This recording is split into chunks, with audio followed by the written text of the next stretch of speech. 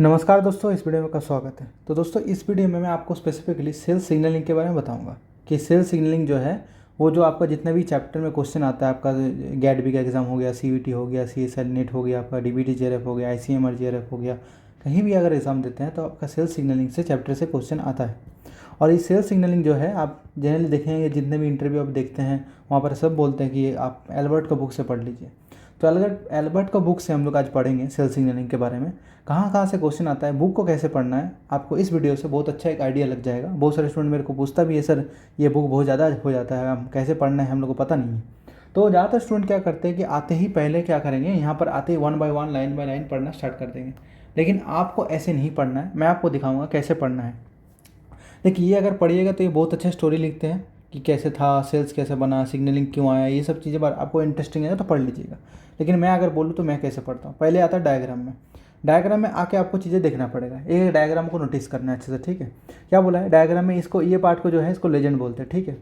Legend में क्या लिखा है, a simple intercellular signalling pathway activated by the extracellular signal molecule and the signal molecule usually bind to the receptor protein that is embedded in the plasma membrane of the target cells and activates one or more intercellular signaling pathway mediated by the series of signaling molecule.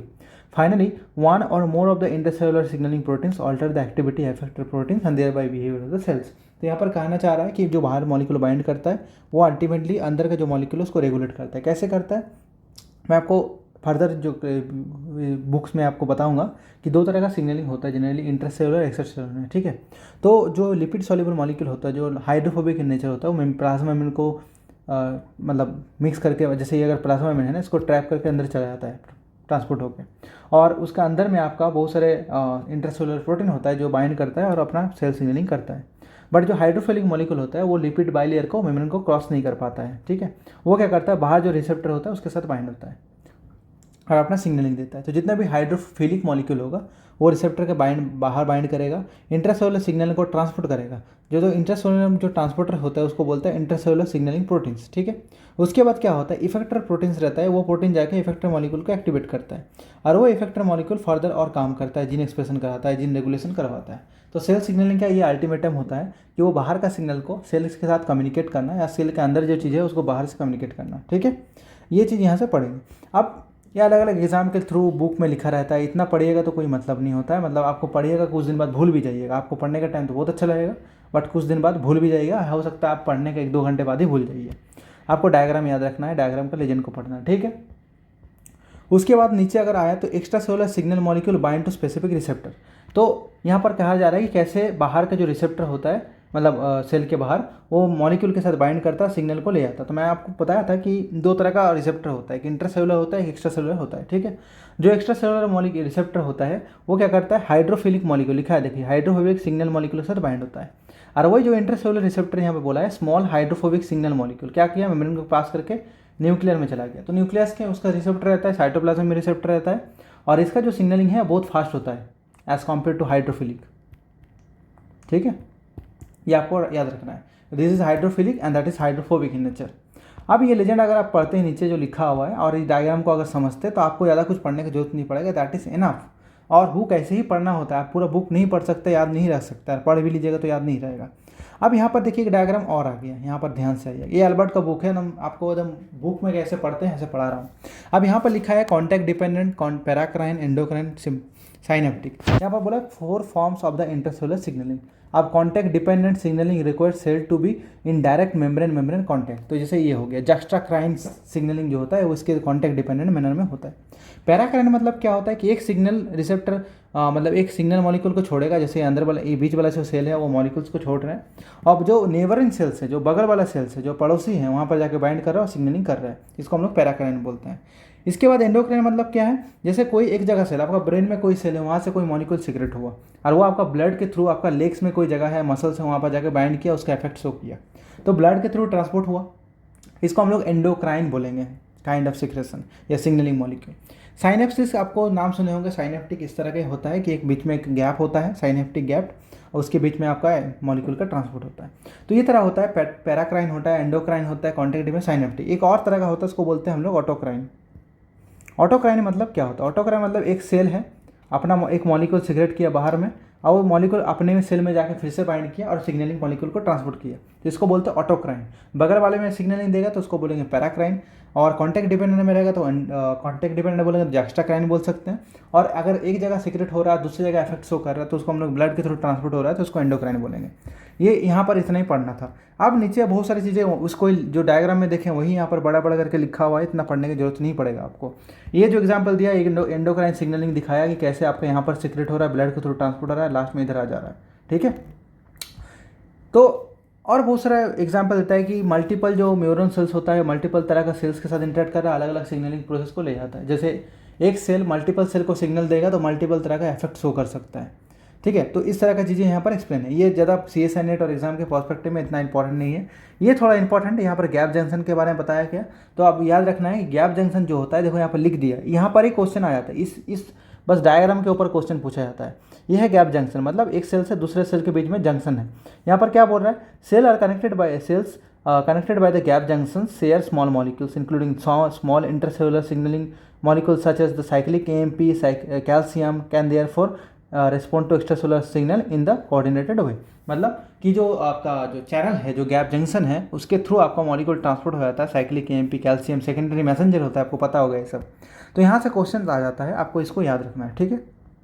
और नीचे आते हैं, नीचे आते आते आते आते आपको देखना है डायग्राम को देखते हैं और आप लेजेंड को पढ़ लेना है। ये थोड़ा थोड़ा इंपॉर्टेंट है, जैसे आपको बताया था ABC सिग्नल आ रहा है तो यहाँ पर सर्वाइव का सिग्नल जा रहा है, ठीक है। ABC के साथ अगर DE आ रहा है तो ग्रो एंड डिवाइड का सिग्नल जा रहा है। अगर ABCFG आ रहा है तो डिफरेंशिएट का मतलब एक सेल को अलग अलग काइंड ऑफ सेल में डिवाइड होने का सिग्नल दे रहा है। और तो इस तरह का सिग्नलिंग होता है, मतलब एक सेल के अंदर मल्टीपल सिग्नल आएगा तो multiple time kind of effect show कर सकता है। तो आपको डायग्राम वाइज अगर पढ़िएगा तो आपको बहुत सारी चीज़ समझ आ जाएगा। अब नेक्स्ट में क्या बोला, different types of the cells usually respond differently to same extracellular signal molecule. मतलब अगर एक्स्ट्रासेलुलर मॉलिक्यूल सेम भी है और अगर सेल्स काइंड जहाँ पर बाइंड हो रहा है वो अलग हो तो इफेक्ट अलग शो करता है। जैसे एग्जाम्पल दिया है कि जो एसिटाइल कोलिन है वो अगर हार्ट मसल सेल में अगर बाइंड कर रहा है तो क्या होता है, decrease the rate and the force of contraction, वहाँ पर फोर्स ऑफ कॉन्ट्रैक्शन डिक्रीज हो जा रहा है। लेकिन वही स्केलेटल मसल में अगर एसिटाइल कोलिन जाता है तो कॉन्ट्रैक्शन होता है, यहाँ पर रिलैक्सन हो रहा है। तो बोल रहा है कि मॉलिक्यूल भले ही सेम है, मतलब यहाँ पर भी एसिटाइल कोलिन है, यहाँ पर भी एसिटाइल कोलिन है, लेकिन जहाँ एक्ट हो रहा है, जो सेल में एक्ट हो रहा है वो सेल अलग है, इसलिए फंक्शन भी अलग हो रहा है। तो ऐसे तरह का क्वेश्चन आपको पूछ सकता है एग्जाम में, तो आपको इसको याद रखना है। उसके बाद और नीचे आता है, देखिए अगर आप अच्छे से देखिएगा तो मैं बहुत सारी चीज़ें स्किप कर रहा हूँ, मैं सब कुछ नहीं पढ़ रहा हूँ, ठीक है। आपको ये लाइन पढ़ना है, अगर आपको रिलेवेंट लग रहा है तो आप प्रोसीड करिए, अगर नहीं कर रहे तो छोड़ दीजिए। डायग्राम को ध्यान दीजिए, यहाँ पर जैसे डार्क रेड ब्लैक कलर से दे दिया, यहाँ पर थोड़ा पढ़ लीजिए। The extracellular signal molecule in this cases during the development is called the morphogen. अब मॉर्फोजन के बारे में अगर जानना है तो यहाँ पर थोड़ा बहुत पढ़ना है। मॉर्फोजन मतलब ग्रेडियंट मैनर में इफेक्ट शो करता है, जैसे यहाँ पर डायग्राम में दिया होगा, देखो डायग्राम दे दिया ना, क्या बोला है कि सोर्स ऑफ मॉर्फोजन क्या हुआ, ये येलो कलर का जो यहाँ पर डार्क दिखा रहा है, यहाँ पर लाइट दिखा रहा है, मतलब कंसंट्रेशन को शो कर रहा है। यहाँ पर ज़्यादा कंसंट्रेशन में मॉलिक्यूल है, यहाँ पर कम कंसंट्रेशन में मॉलिक्यूल है, और अलग अलग सेल अलग अलग टाइप से रिएक्ट कर रहे हैं, कंसंट्रेशन के बेसिस में रिएक्शन अलग हो रहा है। तो यही बोला है कि cell adopt different fates depending on their position in the morphogen gradient and the different concentration of the morphogen induce the expression of different state of genes and resulting in the different cell fates. तो यही मैं चीज़ आपको बता रहा था कि concentration के ऊपर भी डिपेंड करता है, इसको मॉर्फोजन बोलते हैं। कोई भी अगर जीन एक्सप्रेशन हो रहा है on the basis of the concentration, that is called the morphogen, ठीक है। तो इस तरह का डायग्राम्स को आपको याद रखना है, डायग्राम के थ्रू आपको बहुत सारे क्वेश्चन आ जाएगा। तो ये सब तो आपको दिखाया कि बुक कैसे पढ़ना है। उसके अलावा और अगर मैं इधर आते रहूँ, ये वाला यहाँ से क्वेश्चन आता है, यहाँ पर आपको CSI नेट से क्वेश्चन आ जाता है। CSI net, DBT, JRF, CVT, आपका गेट, ये यहाँ से क्वेश्चन आता है। क्या आता है कि एक्टिवेटेड नार्व टर्मिनल है, एसिटाइल कोलिन रिलीज हुआ, आपका यहाँ पर जो है क्या लिखा है, एक्टिवेटेड NO सिंथेस, एक्टिवेट हो गया NOS, नाइट्रिक ऑक्साइड जनरेट हुआ क्योंकि वो लिपिड बाइलेयर को पास कर सकता है, पास कर दिया, जाके क्या हुआ, NO bound to guanyl cyclase में बाइंड किया, साइक्लिक GMP प्रोड्यूस किया।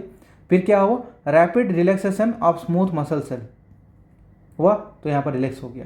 तो ये पाथवे से क्वेश्चन आता है कि जो नाइट्रिक ऑक्साइड होता है आर्जिनिन से बनता है, देखिए यहाँ पर लिखा है, ये भी क्वेश्चन आता है। एंडोथेलियल सेल मतलब जो कैपिलरीज होता है, आपका ब्लड वेसल जो होता है कैपिलरीज, वहाँ पर आपका आर्जिनिन क्या आता है, नाइट्रिक ऑक्साइड में कन्वर्ट करता है, और वो नाइट्रिक ऑक्साइड जो है आपका स्पेसिफिकली जाके NO जो होता है डिफ्यूज़ होता है और आपका रिलैक्सेशन में हेल्प करते हैं। तो ये आपको यहाँ ही नीचे वही चीज़ लिखा हुआ है जो ऊपर डायग्राम में लिखा हुआ है। तो बुक्स का यही सबसे खूबसूरत बात है कि जो डायग्राम में दिया रहता है वही आपका नीचे भी लिखा रहता है। तो आपका डायग्राम अच्छे से पढ़ लीजिएगा, तो नीचे पढ़ने की जरूरत नहीं होगा। क्या बोला है, the NO is produce by activated macrophages and neutrophils to help them to kill the invading microorganism in plant. NO is involved in defensive response to injury and infection। कुछ पॉइंट्स यहाँ पर जो होता है क्वेश्चन आ जाता है, मैं इसलिए मार्क करके इसको रख दिया हूँ। तो आपको कुछ पॉइंट यहाँ से करना है। जैसे आपके यहाँ पर क्वेश्चन आया था अर्जिनिन से आपका NO बन रहा है, किससे बन रहा है, ये NO सिंथेस से बन रहा है। तो यहाँ पर ये डार्क कलर से दे दिया है। कैसे बनता है, डीएमाइनेशन से बनता है। इस तरह क्वेश्चन घुमा फिरा के आपको पूछ सकता है एग्जाम में, तो आपको इसको याद रखना है। और नीचे आते हैं तो यहाँ पर भी कुछ लिखा है, the drug Viagra and its near relatives inhibited the cyclic GMP phosphodiesterase in the penis and thereby increasing the amount of the time that cyclic GMP level remain elevated in the small muscles of the penile blood vessels after NO production is induced by local nerve terminals, and cyclic GMP in turn keep the blood vessels relaxed and thereby penis are erect। तो इस तरह question भी आ सकता है। नीचे देखिए यहाँ पर carbon monoxide is another gas that is used for as an extracellular signal molecule, and like NO can act by stimulating the guanine cyclase, and but these gases are not only signal molecule that also can directly pass across the target cells plasma membrane। ये सब चीज़ें आपको थोड़ा देखना है, वहाँ से question घुमा फिर कर पूछ लेगा आपको। उसके अलावा न्यूक्लियर रिसेप्टर मतलब यहाँ पर ये कहना चाह रही है, ये लाइन अगर देखिएगा न्यूक्लियर रिसेप्टर, तो न्यूक्लियर रिसेप्टर मतलब होता है जो हाइड्रोफोलिक मॉलिक्यूल बिना रिसेप्टर के साथ बाइंड करके सेल के अंदर घुस जाता है। वो क्या करता है, आप वहाँ पर वो सब मॉलिक्यूल के लिए न्यूक्लियर रिसेप्टर भी रहता है, और आपका सेल साइटोप्लाज्मिक रिसेप्टर भी रहता है। तो क्या होता है, वो मॉलिक्यूल जाके आपका रिसेप्टर में बाइंड होता है और फर्दर एक्शन शो करता है। तो यहाँ पर न्यूक्लियर रिसेप्टर सुपर फैमिली भी आता है, जहाँ जिसको हम लोग ऑर्फेन न्यूक्लियर रिसेप्टर बोलते हैं, ठीक है। और ये इसका कुछ प्रॉपर्टी होता है। क्या क्या प्रॉपर्टी होता है कि इसके पास DNA बाइंडिंग डोमेन होता है, ये सब प्रोटीन के ऊपर, ये जिनको एक्टिवेट कर सकता है, इनहिबिट कर सकता है, ठीक है। और ये जगह मॉलिक्यूल के साथ बाइंड कर सकते हैं, ट्रांसक्रिप्शन फैक्टर की तरह काम कर सकता है। तो ये सब चीज़ें यहाँ पर लिखा हुआ है, अगर आप पढ़िएगा अच्छे से तो आपको पता चल जाएगा, यहाँ पर सब कुछ लिखा हुआ है। और ये जितना भी होता है, जितना भी आपका लिपिड सोल्यूबल मॉलिक्यूल होता है, वो जेनेरेट स्टेरॉइड मॉलिक्यूल होता है। यहाँ पर डार्क कलर से जहाँ डार्क कलर लिखा होगा ना, उस पॉइंट को आपको हाईलाइट करना है, वहाँ से क्वेश्चन पूछ सकता है, ठीक है। तो यहाँ पर ये बुक अगर आपको मतलब चाहिए होगा तो आप बायोस्कॉलर को जो हम लोग का प्ले स्टोर में आपको मिल जाएगा, आप वहाँ पर जाना है, वहाँ पर स्टैंडर्ड बुक बोल के ऑप्शन होगा, मतलब फ्री मटेरियल में जाके बुक्स बोल के स्टैंडर्ड बुक्स बोल के ऑप्शन रहेगा, उसके अंदर सेल बायोलॉजी में जाइएगा, उसके अंदर आपको ये बुक मिल जाएगा, ठीक है। देखिए कुछ प्रॉपर्टी यहाँ पर लिखा हुआ कि ये क्या क्या प्रॉपर्टी शो करता है। तो ऑल न्यूक्लियर रिसेप्टर, पूरा पढ़ने की जरूरत नहीं पड़ेगा, ये इतना बड़ा लिखा हुआ है, ये पूरा पढ़ने की जगह आप अगर ये पढ़ लेते हैं तो वही चीज़ छोटा करके लिखा है डायग्राम के साथ। क्या बोला है, all nuclear receptor bind to DNA as their homodimer heterodimer, but for simplicity we show them as a monomer here. The receptor all have related structure and here the short DNA binding domain in each receptor is indicated green line. ये green line से जो दिखा रहा है ये DNA binding motive दिखा रहा है, ठीक है। तो आपको पता चल गया DNA बाइंडिंग मोटिव रहता है। बी में क्या बोला है, ये an inactive receptor protein is bound to inhibitory protein. Domains of experiment suggest that many of the ligand binding and transcription activating and the DNA binding domain in this receptor can function as a interchangeable modules। तो यहाँ पर बता दिया कि DNA binding की तरह काम कर रहा है, ट्रांसक्रिप्शन को एक्टिवेट करवाता है। ये सब पॉइंट आपको नोट करके रखना है, क्वेश्चन में आ सकता है। रिसेप्टर एक्टिवेशन में काम करता है और को एक्टिवेटर की तरह भी काम कर सकता है, ठीक है। तो ये चीज़ अगर आपको अच्छा से मिलता है, मतलब इन्फॉर्मेशन आपको पता चल जाता है, तो आपको सी एस नेट में जो पार्ट सी में क्वेश्चन आता है वो आप अच्छे से सॉल्व कर पाइएगा। क्या बोला, the inter 3 dimensional structure of the ligand binding domain with and without ligand bound. देखिए यहाँ पर लिखा हुआ है, नीचे आइए डी वाला,